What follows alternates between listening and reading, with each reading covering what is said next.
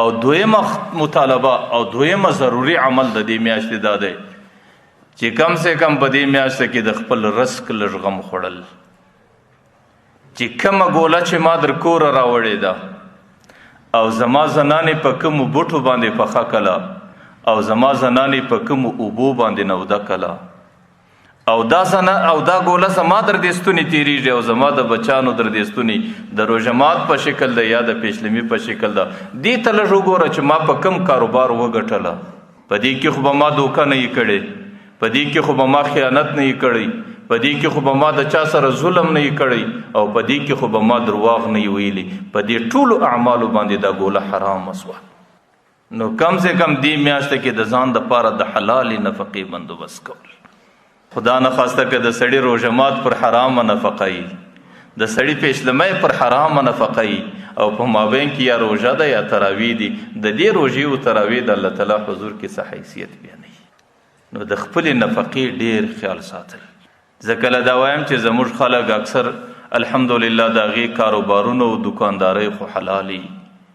پر شریعت باندې برابر او پر شرعي طریقه باندې روان وي، لیکن د هغې کم نصیبانو د لږ بې احتیاطۍ په خاطر حلاله دکانداري د الله تعالی پر هغې باندې رزق ورکوي، لیکن دی کم نصیبه په هغې کې درواغ وایي، دی په هغې کې دوکه کوي، دی په هغې کې د مسلمان سره خیانت کوي او دی په هغې کې ذخیره اندوزي کوي. نو په دې ټولو شانو باندې هغه حلاله نفقه و ځان ته غریب حرام کړي. نن یو طرف ته پیغمبر علیه صلات وسلام وایي د صبر میاشته ده او پیغمبر علیه صلات وسلام وایي د غمخوارۍ میاشته ده او هغې دا وایي چې دا د همدردۍ میاشته ده،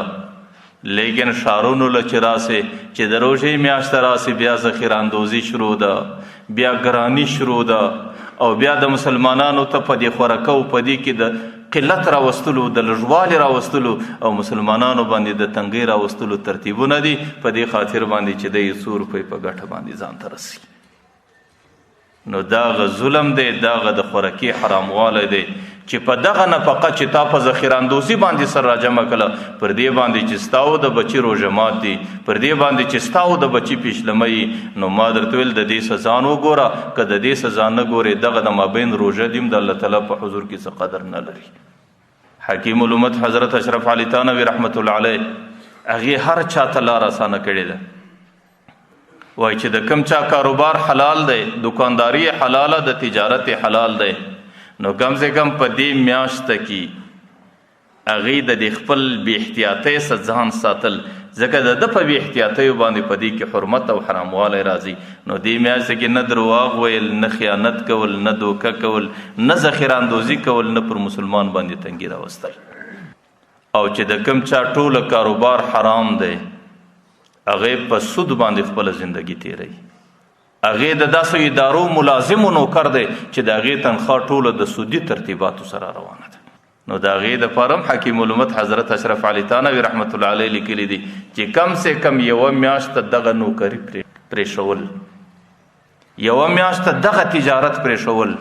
په دې میاشته کې داسې کار و کسب کول چې هغې نفقه حلاله وي، چې کم سے کم د یوې روژې د میاشتې حلاله نفقه خو ستا او ستا د بچي د ستوني شوه سي، او که غم نسی کولی داسې کار و ترتیب و مزدوري نور ته برابریږي چې په حلاله نفقه باندې دی د یوې میاشتې نفقه پیدا کړي. نو بیا خو حکیم الامت حضرت اشرف علي تانوي رحمت الله علیه د هغې دپاره هم لار خلاصه کړې ده چې کم از کم په دغه یوه میاشته کې د بله څه قرضه اخیستل،